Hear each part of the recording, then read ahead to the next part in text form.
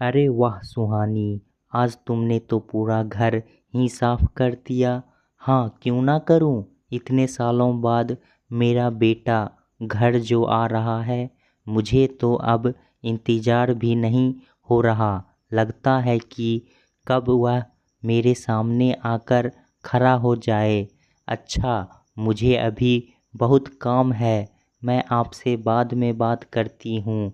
सारे घर में घूम घूम कर देखने के बाद सुहानी ने एक बार फिर से संदीप के कमरे में झांक कर देख लिया कि कहीं कोई कमी तो नहीं है। सब कुछ ठीक और अपनी जगह पर था। खिड़कियों पर धुले हुए साफ पर्दे, बिस्तर पर उनकी मनपसंद रंग की चादर, किताबें, अलमारी में उसके लिए कुछ नए कपड़े, उसकी ज़रूरत का सामान, सब कुछ कितना अच्छा लग रहा था। इंतज़ार था तो बस संदीप के आने का।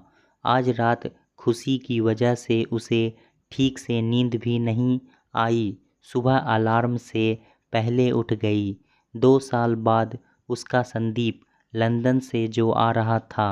सुहानी का बस चलता तो कभी भी अपने बेटे को इतनी दूर ना भेजती, पर बेटे के भविष्य का सवाल था और संदीप का भी बहुत मन था वहाँ जाकर बिजनेस मैनेजमेंट की पढ़ाई करने का।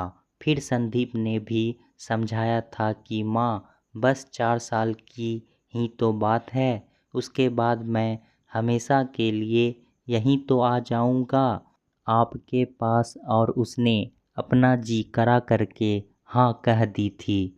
रोज़ वीडियो कॉल पर तो बात होती थी, पर माँ का दिल कहाँ भरता है। जब से उसके आने का पता चला था, रोज़ एक दिन गिन रही थी। आज सुबह से ही किचन में लगी हुई थी उसका मनपसंद खाना बनाने।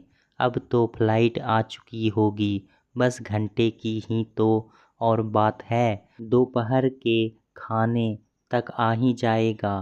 प्रशांत गए हुए थे उसे लेने एयरपोर्ट। उसकी नज़रें घड़ी की सुइयों पर ही लगी हुई थी। दीदी भैया जी तो हमें भूल गए होंगे, अब तो वह अंग्रेजी में बातें करते होंगे, हमें कहाँ पहचानेंगे। निधि काम करते करते बोली, अरे पगली, 2 साल में कोई भूल जाता है क्या? संदीप कोई बच्चा थोड़े ही है। निधि की बात को तो उसने हंसी में टाल दिया। तभी अचानक उसे अपनी सहेली मंजू की बात याद आ गई। तूने संदीप को बाहर भेजकर बहुत बड़ी गलती कर दी सुहानी। जो एक बार बाहर चला जाता है वहीं का होकर रह जाता है। देखना, तेरे लिए किसी दिन अंग्रेजी बोलने वाली बहुड़िया ना लाकर खड़ी कर दे। तेरा काम हो गया हो तो बाहर गार्डन में से कुछ ताज़े फूल लाकर भैया जी के कमरे में रख दे। अंकल का फ़ोन आया था, वह लोग बस पहुँचते ही होंगे। उसने अपने मन से सारी आशंकाओं को बाहर निकालते हुए निधि से कहा। कोमल का ज़रूरी असाइनमेंट था, इसलिए वह अपने कॉलेज गई हुई थी। खुद उसने तो 1 हफ्ते के लिए बेटे की आने की खुशी में अपने ऑफिस से छुट्टी ले ली थी। मम्मा, बस भागी भागी आ रही हूँ। सोचा भैया के घर आने से पहले पहुँच जाऊँ, कुछ खाने को दे दो जल्दी से। कोमल उसको आकर बोली, अरे बस थोड़ी देर और रुक जा, फिर भैया के साथ ही खाना। कोमल से कह ही रही थी कि बाहर गाड़ी का हॉर्न सुनाई दिया। मेरा बेटा आ गया, कहती हुई वह दरवाजे की तरफ भागी। देखते ही गले लगा लिया उसने संदीप को, जैसे 2 सालों की कसर पूरी कर रही हो। अरे वाह माँ, कितनी अच्छी खुशबू आ रही है। यही सब तो बहुत मिस किया है मैंने वहाँ लंदन में।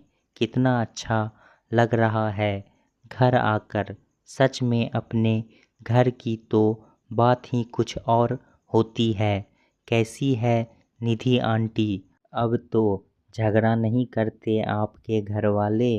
वह पूरे घर में घूम घूम कर देखने लगा कि इन 2 सालों में क्या बदल गया है। भैया जी, आप तो बिल्कुल पहले जैसे ही हैं। मैं तो सोच रही थी आप हमें पहचानोगे नहीं। अरे अपनों को भी कोई भूलता है क्या? फिर आपको तो मैंने बहुत परेशान किया है। अब छोड़ो इन सब बातों को। मम्मा, आप फटाफट खाना लगाओ। मैंने एयरपोर्ट पर भी कुछ नहीं खाया है कि घर जाकर ही खाऊंगा। खाना खाते खाते सब हंसी मजाक करते जा रहे थे। अब बस करो तुम दोनों, वह थका हुआ है, उसे आराम भी करने दो। क्या 2 साल का लाड आज ही लुटा दोगी? अभी तो पूरा 1 महीना है, प्रशांत कहे जा रहे थे। बस बहन भाई की बातें खत्म होने का नाम ही नहीं ले रही थी। अरे अभी तो आया है और आप मुझे उसके जाने की बात याद दिलाने लगे। नकली गुस्सा दिखाते हुए वह प्रशांत की तरफ देखकर बोली, संदीप के आने से घर में खूब रौनक हो गई थी। रोज मिलने जुलने वाले और रिश्तेदार आते रहते थे। उस दिन भी संदीप के कुछ दोस्त आए हुए थे। वह नाश्ता लेकर उनके कमरे में जा रही थी कि तभी उसे संदीप की आवाज़ सुनाई दी। जब से आया हूँ जिसे देखो वो यही बात कहे जा रहा है कि मैं बदला क्यों नहीं। मैं तो अभी भी हिंदी में बात करता हूँ। अरे हमारी हिंदी तो माँ जैसी है। जब हमें चोट लगती है तो सबसे पहले मुंह से माँ ही निकलता है। हम चाहे जितने बड़े हो जाएं, दुनिया के किसी भी कोने में चले जाएं, अपनी माँ, अपने देश और अपनी भाषा को नहीं भूल सकते। मुझे तो लंदन में भी कोई हिंदी बोलने वाला मिल जाता है तो ऐसा लगता है जैसे कोई अपना परिवार वाला मिल गया हो। दिल खोल कर अपनी बात कर सकते हैं। हिंदी तो प्यार दुलार की भाषा है। इसमें माँ जैसा अपनापन है जो किसी और भाषा में नहीं। मैं किसी भाषा की बुराई नहीं कर रहा हूँ। आप चाहें कितनी भाषाएं सीख लें, बोलें, लेकिन जो बात अपनी हिंदी में है वह किसी में नहीं। ना मैं कभी अपनी माँ को भूल सकता हूँ, ना ही दिलों को जोड़ने वाली हिंदी भाषा को। और जो लोग हिंदी बोलने में शर्म महसूस करते हैं वह हिंदी का नहीं, अपनी माँ का अपमान करते हैं। संदीप अपनी ही धुन में बोले जा रहा था और दरवाजे के बाहर खड़ी सुहानी को अपने बेटे की बात सुनकर गर्व महसूस हो रहा था।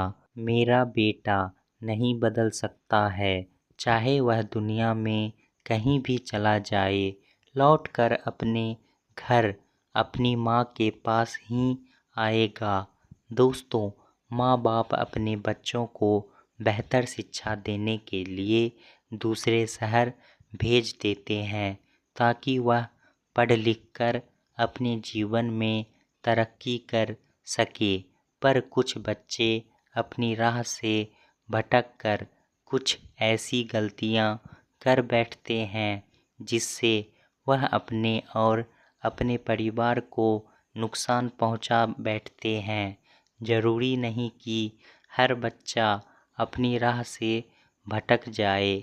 कुछ बच्चे अपनी माँ बाप के संघर्ष को देखकर अपने जीवन में सफलता प्राप्त कर लेते हैं और अपना और अपने परिवार का भविष्य संवार देते हैं। हर माता पिता को अपने बच्चों का साथ देना चाहिए और उन्हें आगे बढ़ने का हौसला भी देना चाहिए ताकि वह अपने जीवन में एक सफल व्यक्ति बन सके। दोस्तों, कहानी कैसा लगा हमें कमेंट में ज़रूर बताएं। इसी तरह की पारिवारिक कहानी को सुनने के लिए हमारे चैनल को सब्सक्राइब करना ना भूलें। धन्यवाद।